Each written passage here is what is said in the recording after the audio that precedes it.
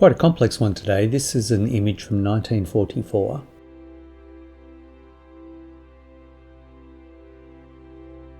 And as you can see, there's a fair bit of damage.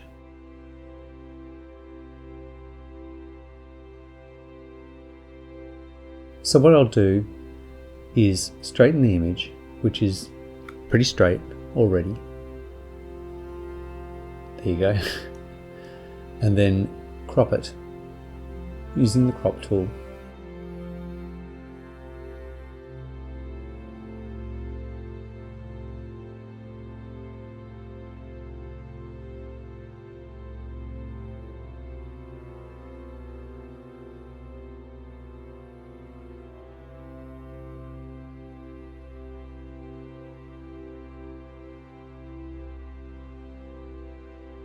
Alright, as you can see, there's a fair bit of loss here, so I'm going to have to get a little creative with how I repair that. No amount of AI is going to bring those faces back.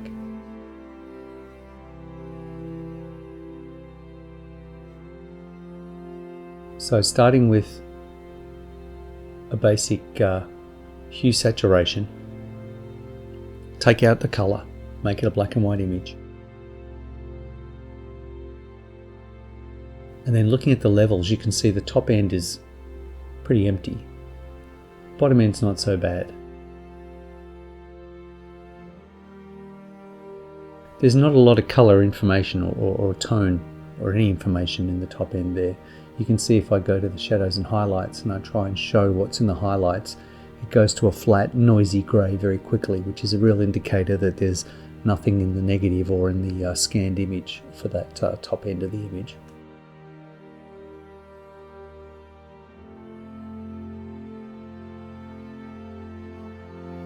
Okay, so starting with the remove tool, I'm going to see if I can use that to start removing some of those scratches. And as you can see, if you don't take a huge chunk out with remove tool, it tries to bridge the gap and just gives you another variation of the scratch or the tear.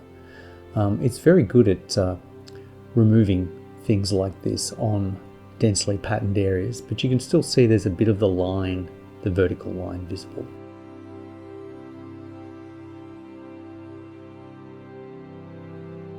So there's me trying to get rid of it some more.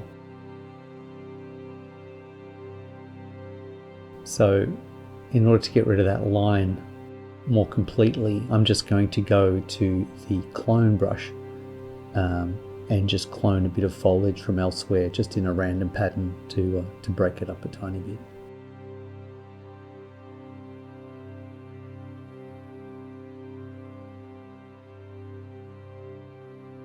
And again, use the clone brush to just copy a piece of the sand from one part of the image across to the other.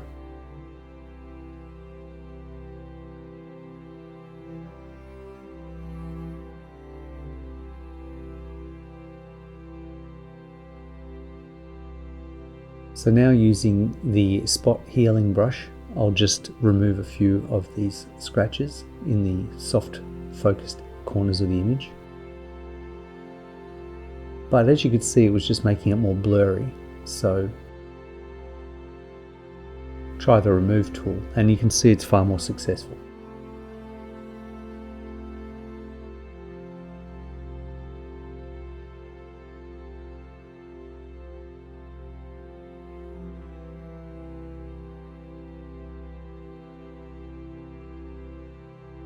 So you can see what I'm doing here. I'm avoiding the large scratch in the middle. I'm trying to get some easy wins under my belt to make me feel better about the process before I tackle the big stuff.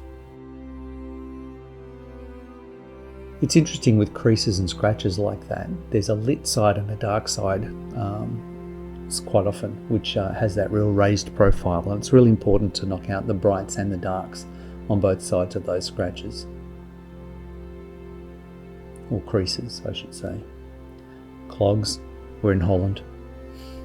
That's great.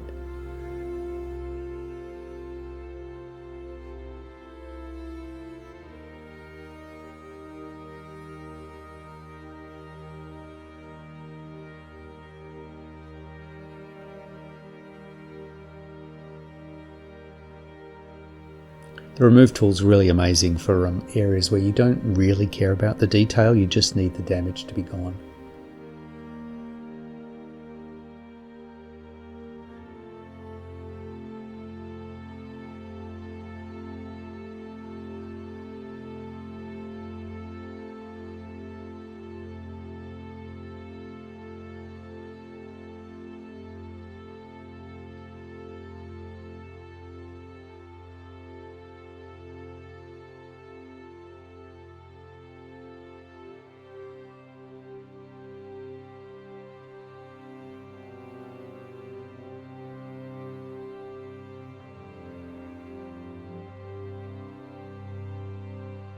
So these little areas are problematic. You use the heal tool or the remove tool and it gives you something, but it's not necessarily a good result. So what I tend to do is go back to the brush tool, select colors around and paint. Just paint color, old school. Now, I don't think I get a great result here. I come back to this eye later.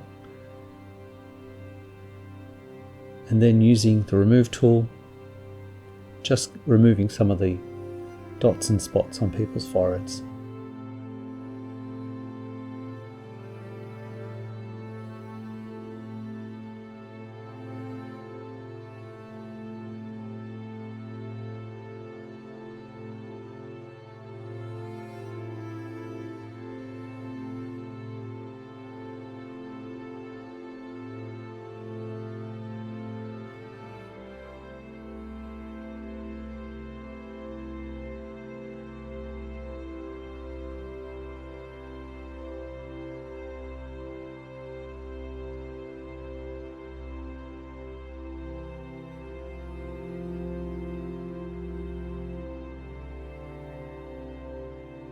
You kind of really want to get rid of a lot of the detail out of the sky.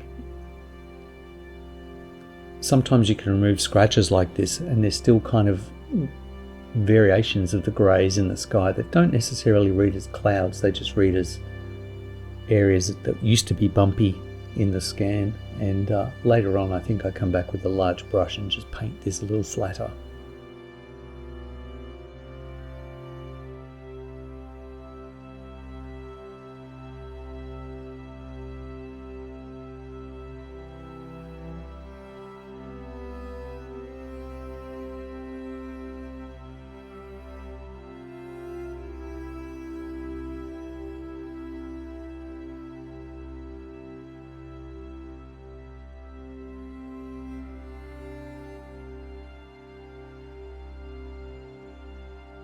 So I think I've dilly-dallied long enough, the hard stuff. Let's pick on this boy first. Now what I'm going to do is find a donor face. And I think this guy is my best choice. So I'm not looking to paint his face on top of the other boy's face. What I'm trying to do is copy and paste that over him and just use small parts of his face to rebuild the missing bits.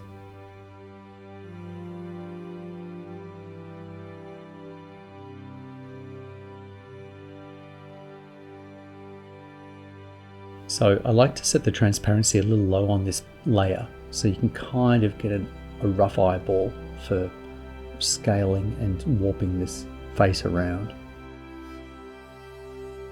It lines up pretty well.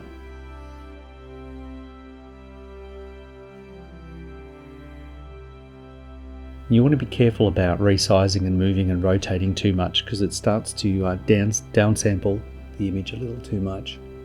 And you start to lose detail.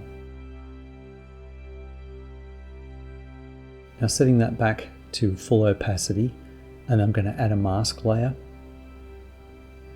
and I'll switch the mask to black so that it hides the face. And now selecting a white paintbrush and painting in the mask layer, I can slowly bring that other boy's face through in the areas that are damaged. Now I don't for a minute think I'm actually recreating the actual face of the boy that was actually there. I have no idea what he looked like. What I'm really just trying to do is mask the damage. Now it's a little wonky, but now that I've done a bit of a paint job, I can start to move it around.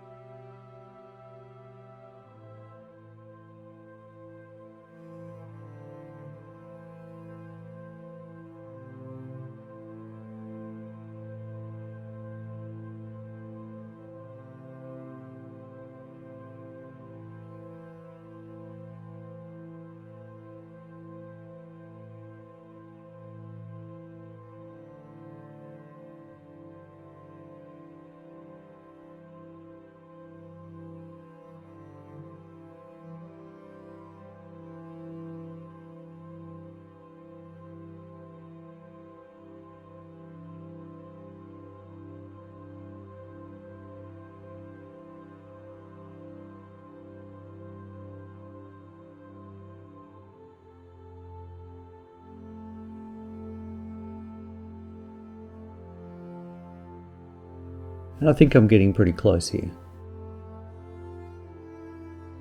It sort of looks like, to my eye at least, that scratch is just disappearing, or the crease.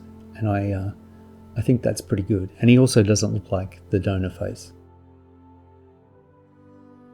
Okay, so clone stamping. I'm just going to pick another boy's shirt, and rather than just paint a flat colour, I'm trying to paint suggestive detail of clothing on a new layer. Glenn, come on. There, now we're off.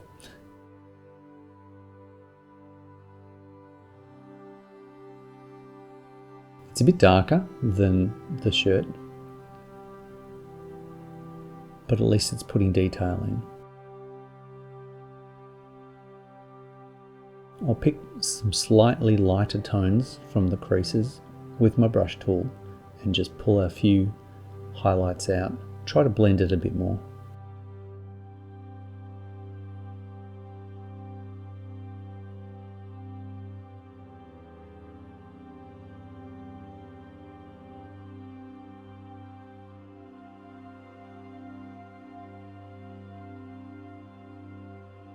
Alright, more remove tool.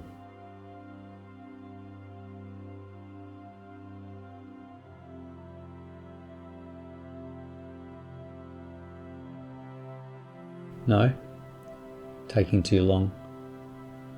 So, some more donor material from another child, which is fine.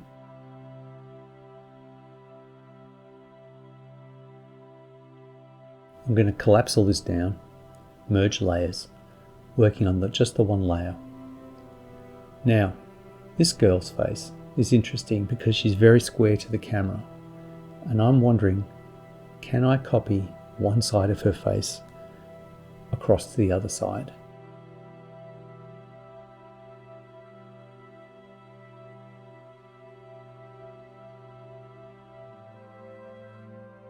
Again, you'll see me drop the opacity so I can see what I'm doing.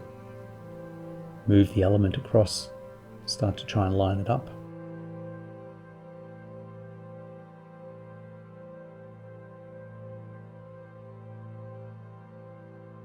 And what you can see here is I'll toggle it on and off a few times, and it shows just if you're a couple of pixels one way or the other too far or too high or too low. So you can jog the image around until you're confident you have it roughly set up right. Now again, setting a mask to black to hide that layer, and then selecting a white paintbrush and painting in that layer. You'll see that what I intend to do is just paint again into those areas of loss.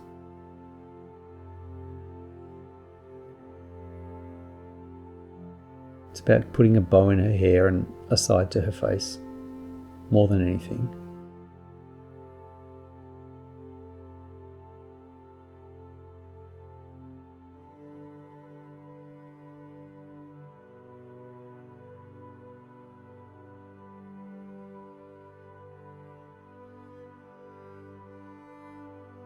Alright, face off number 3.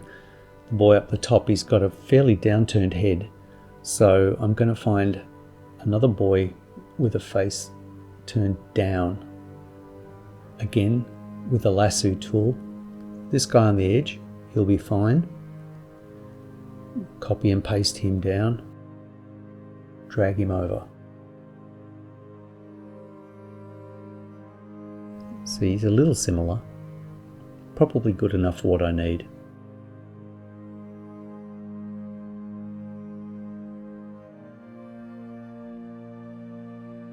Same old tricks, opacity down.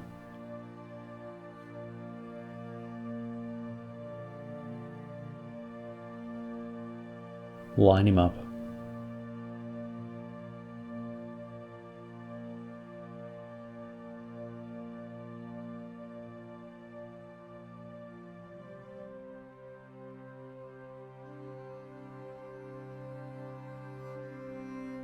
Now you'll see here what I'll do is go up to transform and flip horizontal, because I think that actually gives us a closer match in terms of the profile of the boy's face.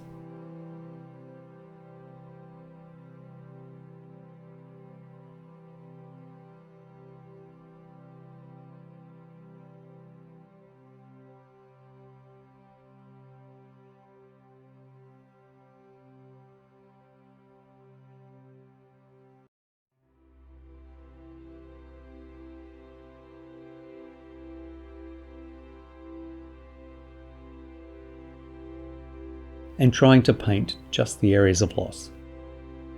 It's a lot brighter, needs a color correct, but I think it'll do.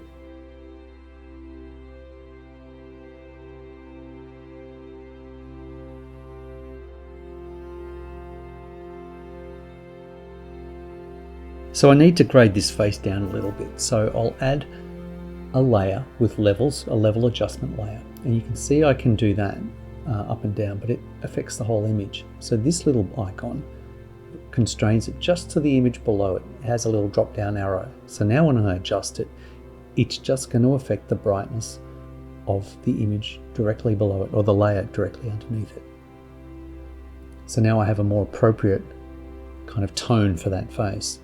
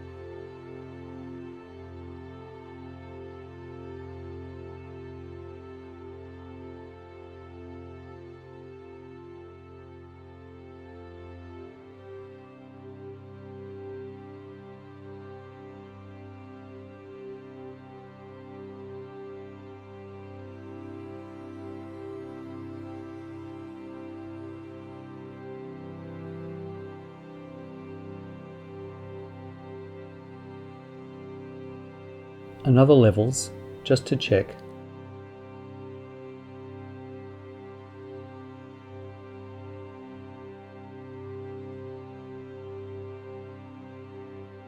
And sort of grading up that little dark line just in the middle of his face with a gentle couple of brush strokes.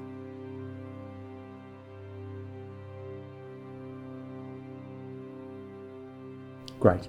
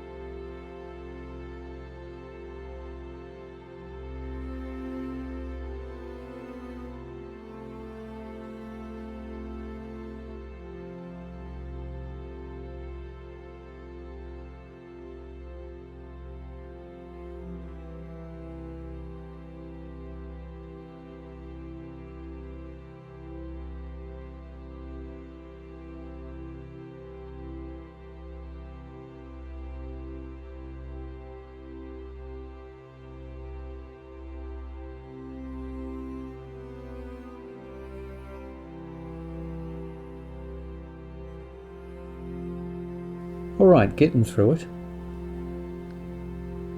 Now this little girl here, I need to find a shoe that kind of matches the one that's partially missing.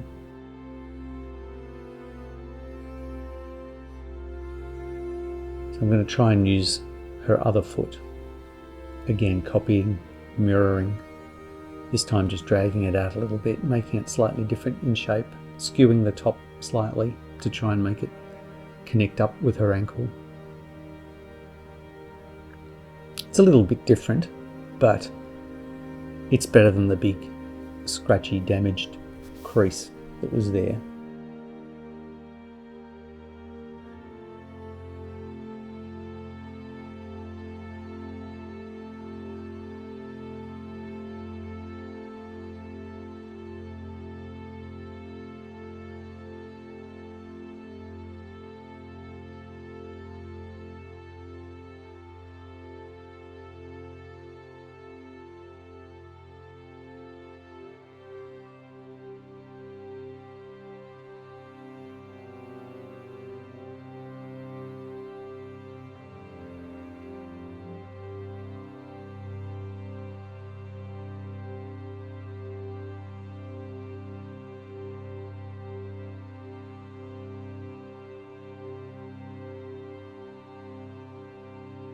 As well as move this element around, you can go up here to a little grid warp icon, and it gives you a lattice that you can move around so that you can warp the element that you're working with. Again, this will resample and downsample it, but it's a pretty blurry image, so it can sustain a fair bit.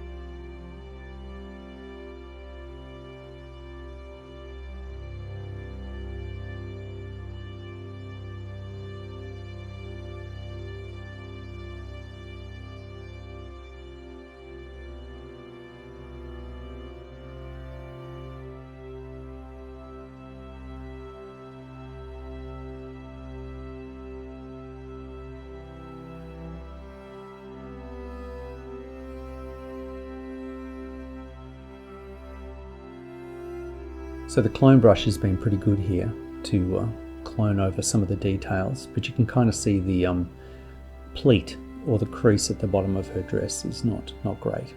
So just using a brush set fairly low opacity, I'm just going to paint those paler lines back in.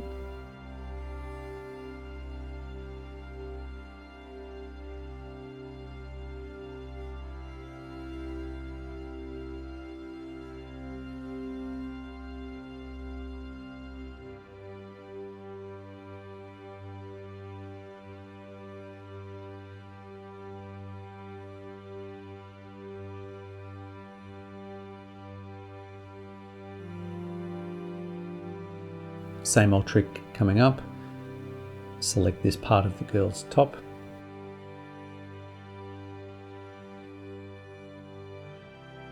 Cut and paste. Transform it across.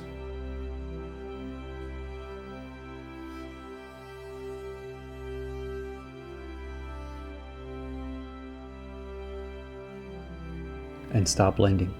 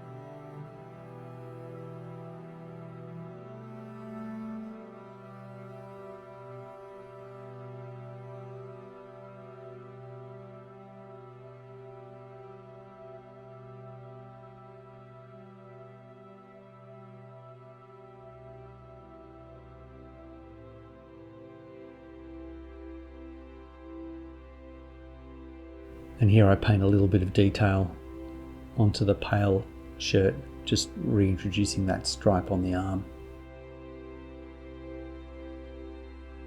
Trying not to be too heavy-handed with that.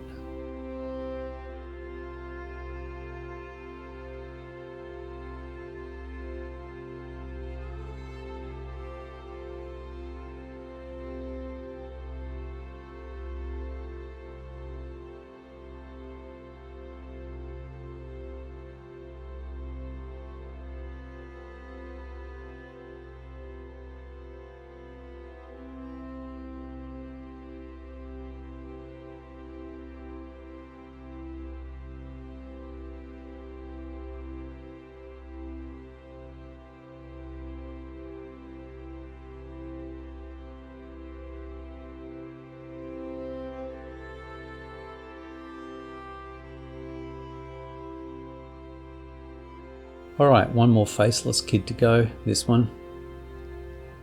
Let's find a donor.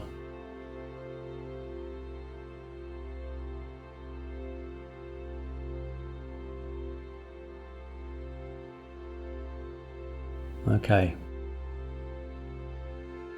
Copy and paste.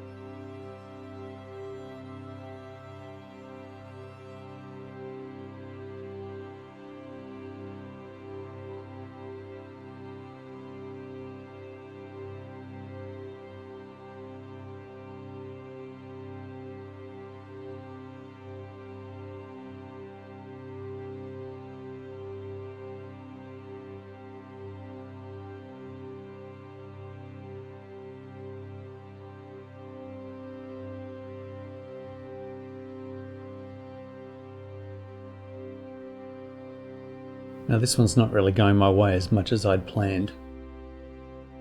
It's okay, but he looks like he's been through some tough times. So while I think about it, I'll just go off and do a few other little bits and pieces. T-spot here and there.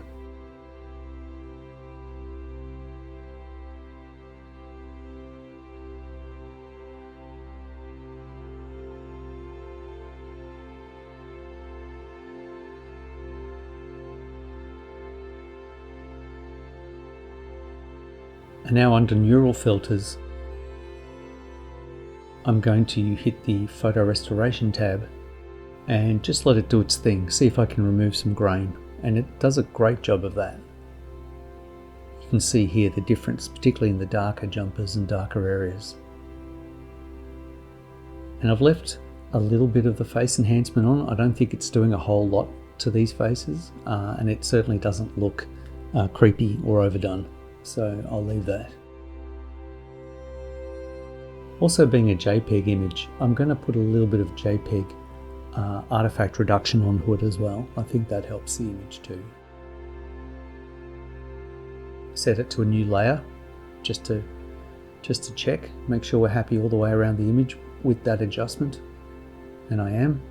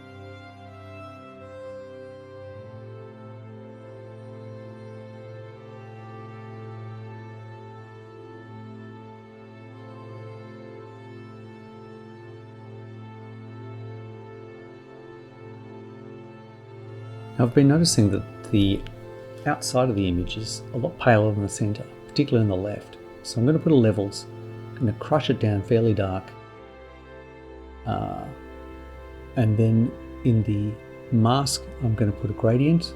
I'm going to make it a circle, and I'm going to drag it out from the center out to the center, to the outside. Now you can see I need to flip that, reverse it. So now it's just the outside of the image which is getting a little contrast boost.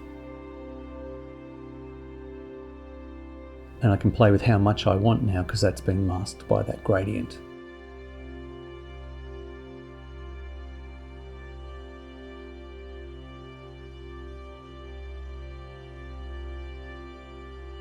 Last little touch up on my little friend over here, trying to even out some of his tone. Not super thrilled with him, but he's a lot better than he was.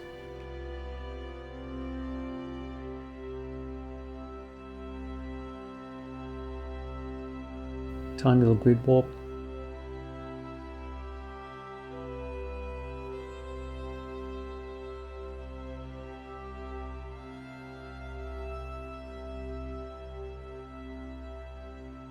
I think that helps.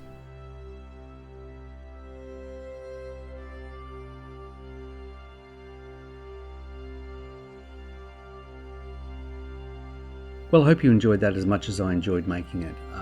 I hope you learned something. I know I certainly did. I learn something new every time. And we'll see you on the next one. Thanks.